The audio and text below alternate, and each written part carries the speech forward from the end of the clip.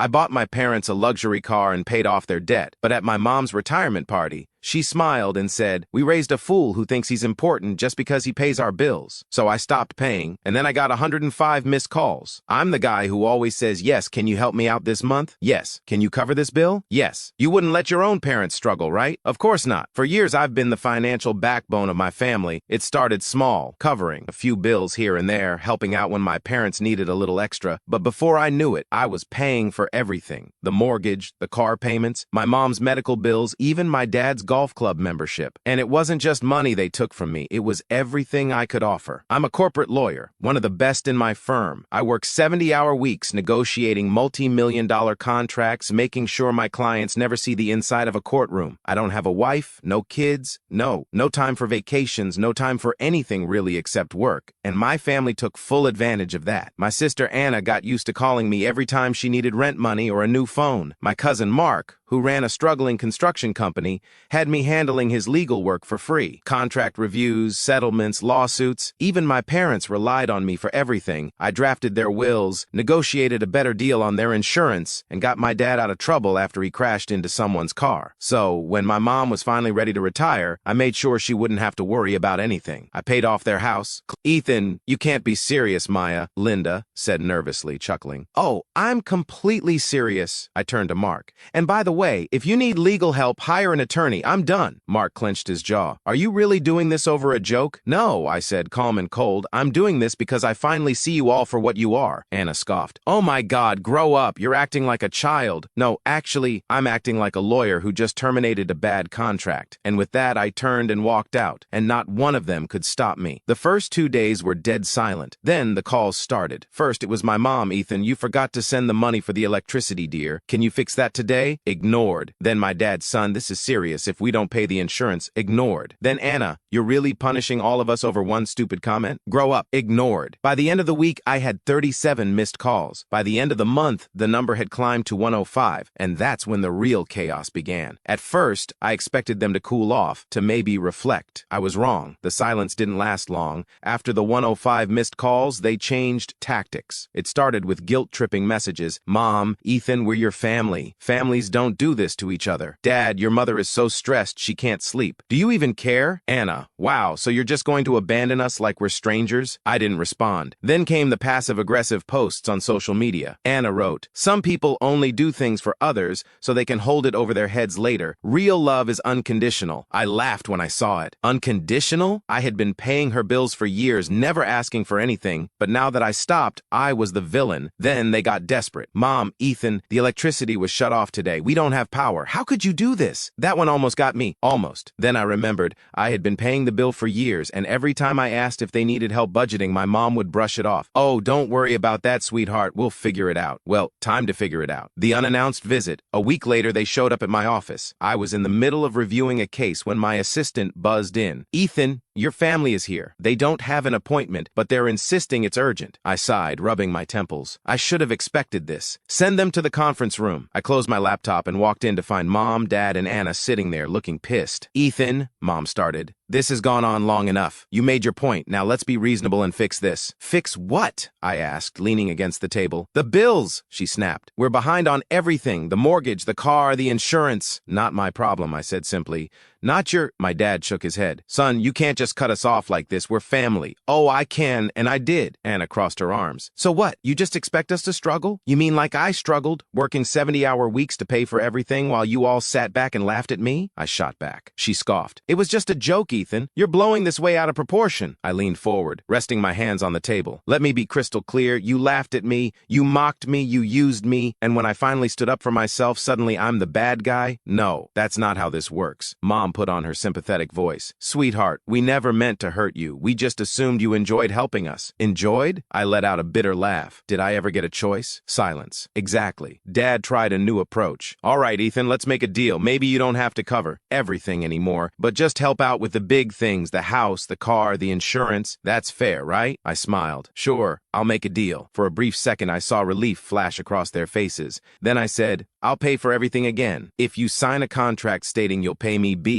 every cent with interest." The relief vanished. "Ethan, don't be ridiculous." Mom snapped. Oh, I'm very serious. I pulled out a blank legal contract from my back. Since you all love using me for my legal skills, let's make this official. Anna gaped at me. You expect us to pay you back? Yes. You never asked for money back before, she protested. And you never appreciated before, I shot back. Dad slammed his hand on the table. You're acting like a complete stranger. I stared at him, unfazed. You made it clear that the only reason you put up with me was because I paid for everything. So now, let's see if you still want me around without my wallet. Silence. Mom looked at the contract, then at me. You're serious? Dead serious. She pushed back her chair and stood up. Fine, keep your money, but don't expect us to come crawling back when you realize you need your family. I won't, I said. She stormed out first, then my dad, then my mom. I sat back in the chair, exhaled, and smiled. For the first time in years, I felt free. The final blow, a month passed. The missed calls slowed down. The guilt-tripping messages faded. Then one afternoon, I got a text from Anna. We're selling the house. Mom and Dad can't afford it without your help. I stared at the message for a long moment. Then I typed back, not my problem. Good luck. And for the first time in my life, I hit send without feeling a shred of guilt. After my family stormed out of my office, I expected them to finally back off. I was wrong. First, they tried the emotional route. Aunt Linda sent me a long text about the importance of family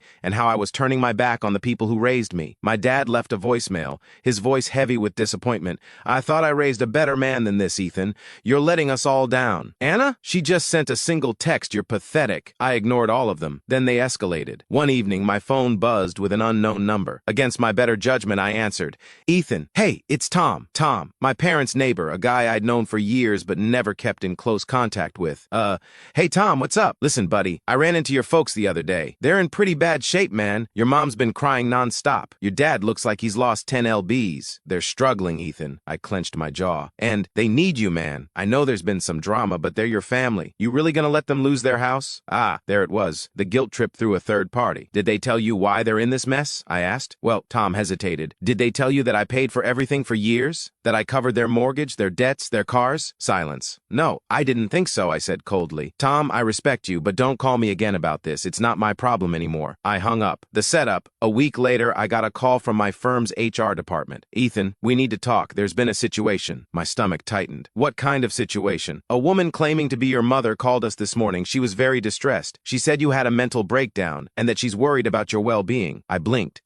What? She asked if we could check in on you. She even hinted that maybe your workload was too much and you needed some time off. I saw red. This wasn't just manipulation. This was an attempt to sabotage my job. You realize this is completely, I said, barely containing my anger. Of course, but we had to follow up. She made it sound like a serious mental health crisis. We're just glad to hear you're okay. Oh, I'm fine, I said through gritted teeth. But if she calls again, tell her to stay the hell out of my business. I hung up, furious. They were escalating, and I had a feeling this wasn't their final move. The final scam, it came 2 weeks later. I was at work when I received an urgent voicemail from Anna. Ethan, please. I know you hate us right now, but I need your help. It's about Dad. He's in trouble. Big trouble. Please. Say, just call me back. I didn't trust it, but a small part of me, the part that still cared, made me call her back. She picked up immediately. Ethan, her voice was shaky, like she'd been crying. What's going on? Dad, he got involved in something bad. He borrowed money from the wrong people, loan sharks. They're threatening to take the house. I pinched the bridge of my nose. Anna, cut the crap. I'm serious. He didn't tell us until it was too late. They came to the house, Ethan. They said if we don't pay back $50,000 by the end of the month, they'll take legal action. My blood ran cold, not because I believed her, but because I knew this was a scam. See, as a lawyer, I know how real loan sharks operate. They don't send legal notices. They don't threaten lawsuits. They use fists, not lawyers. And $50,000? That was exactly the amount I used to send my parents annually to cover all their bills. It was too perfect. Put Dad on the phone, I said. He's not home right now, she said quickly. Anna, I want to hear it from him. I can't. He's too stressed to talk. That confirmed it. Nice try, I said coldly. But you're a terrible liar. Ethan, I swear this is real. Oh, really? What's the name of the lender?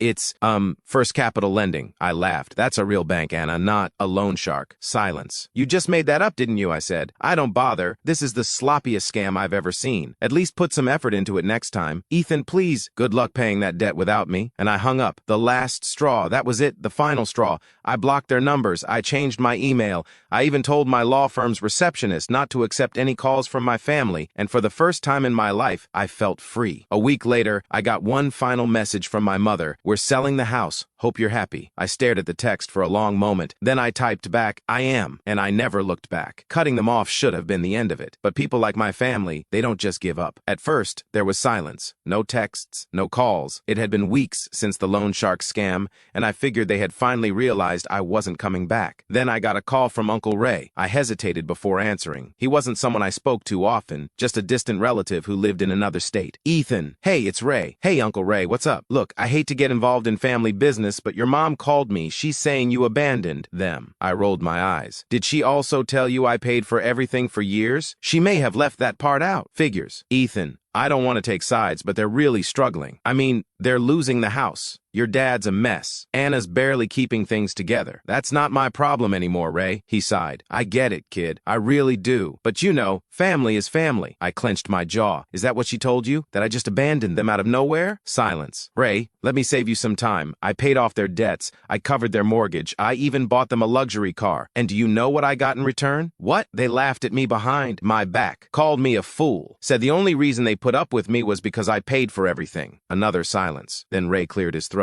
Yeah, she definitely left that part out. So, no, Ray, I'm not paying another cent. Fair enough, kid, I won't bother you again. Click. One by one, they were losing allies. The real fallout begins. 2 months passed. Their house officially foreclosed. The luxury car repossessed. His business folding. They were finally feeling real consequences. Then, out of nowhere, I got an email from an unknown sender with the subject line, "Are you sure you want to do this to your own mother?" I almost ignored it, but curiosity got the better of me. When I opened it, my stomach dropped. It was a GoFundMe page. The title, Desperate Mother on the Verge of Homelessness After Heartless Son Betrays Family. I felt a mix of rage and disbelief. As I read through the description, after years of sacrificing everything for her children, our dear mother has been left abandoned by the one she trusted most, her son, a wealthy lawyer, who cruelly cut her off, leaving her with nothing. Now she faces losing her home and needs your help. Attached to the post were old family pictures, ones where I looked happy, where I looked like the beloved son. They were now weaponizing them for pity money. At the bottom, 12,450 raised out of a 50,000 goal. I clenched my fists. They were actually scamming strangers now, and worst of all, it was working. I played my last card. I could have ignored it, let them continue their little fraud campaign, but they made one big mistake. They used my full name, and that was defamation. I immediately forwarded the page to a friend in cybersecurity. Within a few hours, he tracked down the IP address linked to the GoFundMe. Guess where it led? Anna's laptop. I smirked. Gotcha. Then I called my lawyer. Hey, Greg, you still handle defamation cases? Always. Who's the target? My own family. I sent him everything, the GoFundMe link, screenshots, proof of where the money was going, because surprise, surprise, it wasn't going to Mom. Anna had withdrawn almost $10,000 already. Greg whistled. Heck, Ethan, this is low, even for family. Yeah, well, they started this. I'm just finishing it. Want to send a cease and desist first, or go straight to legal action? I thought about it. Then I said, no mercy. The final collapse. Within 48 hours, the GoFundMe was shut down. All the money frozen. Anna called me screaming, "You had no right!" "Oh, I had every right," I said calmly. "It's called fraud, Anna. We were just trying to survive." "No, you were trying to steal from innocent people, and now you're facing real legal consequences." She was silent. "Oh, and by the way, I also notified GoFundMe's fraud department, so enjoy explaining yourself to them." Click. A week later, I heard through Uncle Ray that Anna had to pay back the donors. My parents, still drowning in debt, their last lifeline gone. A month later, I received one last voicemail from my mom. Her voice was hollow, like she had finally run out of excuses. "Ethan, I know you hate us, but we're your family. I don't know what to do anymore. Please, just talk to me." I sat there listening. Then I deleted it. For the first time in my life, I owed them nothing, and I never looked back. It's been 6 months since I cut them off. 6 months since I stopped paying their bills. 6 months since I shut down their fraudulent GoFundMe. 6 months since I heard my mother's voice. At first, I expected another wave of manipulation. Maybe they'd send more relatives to guilt-trip me. Maybe Anna would try another scam. Maybe my dad would show up at my office demanding I fix everything. But nothing happened. Just silence. I should have felt relieved, but instead, I felt strange. Not regret. Definitely not guilt. just an odd emptiness, the kind that comes when you realize the people you once called family were just leeches you finally removed. The final attempt. One evening, I got home late from work, tossing my briefcase onto the counter. My phone buzzed, a number I didn't recognize. I hesitated. Then, against my better judgment, I picked up. "Hello?" A woman's voice came through. Shaky. "Not my mother. Ethan, it's me. Kelly." I blinked. Kelly, Jacob's wife. She was married to my cousin, and while we'd never been particularly close, she had always been quiet, observant. The only one in the family who didn't treat me like a wallet. "Kelly," I said cautiously, "what's going on?" I don't know if I should be calling, but I thought you should know. Your parents moved in with Anna." I raised an eyebrow. "So, things are bad?" "Ethan, really bad." I stayed silent. "Anna's business is gone. The house is a mess. Your mom and dad, they barely leave their rooms. And Anna, she's completely unraveling, drinking too much, snapping at everyone. She told me last week that she wishes had never been born." I snorted. "That's not exactly new." "No, Ethan, I mean it. She's completely lost it. And now that they don't have you, they're turning on each other." I leaned against the counter, rubbing my temple. "Why are you telling me this, Kelly?" She hesitated. "Because I think your mom is sick." I felt my stomach tighten. "Sick? How?" "I don't know exactly. She's lost a lot of weight. She barely speaks. Anna won't take her to a doctor because they don't have money for it. And your dad, he just sits there drinking." I exhaled slowly. This was their reality now. For years, they lived off me, wasting money, laughing behind my back, treating me like I was disposable, and now they were disposable to each other. "Kelly," I said after a moment, "why are you really calling me?" She hesitated again. Then she finally admitted the truth. "Your mom asked me to call you. She didn't want to do it herself. She said she'd rather die than beg you for help. But Ethan, I think she's hoping you'll come back." I closed my eyes. There it was, their last desperate attempt. I let the silence stretch until Kelly sighed. "I know they don't deserve it, but I also know you, and I know this isn't easy for you." I clenched my jaw. She wasn't wrong. Then I said the one thing I knew Kelly didn't want to hear. They made their choice. She sighed. "Yeah, I figured you'd say that. You seem like a good person, Kelly. Don't let them drag you down with them." She let out a bitter laugh. "Too late for that." Click. I stared at my phone for a long time after that. Then I did something I never thought I would. I unblocked my mother's number, and I sent one final message. "I know you're sick. Go to a hospital. You can still fix this for yourself, but don't ever expect anything from me again. This is the last time I'll acknowledge you." She read it immediately. No reply. The end of the story. Months passed. I never heard from them again. I don't know if my mother ever went to the doctor. I don't know if my father ever sobered up. I don't know if Anna ever crawled out of her downward spiral. And I don't care, because for the first time in my life, I was free.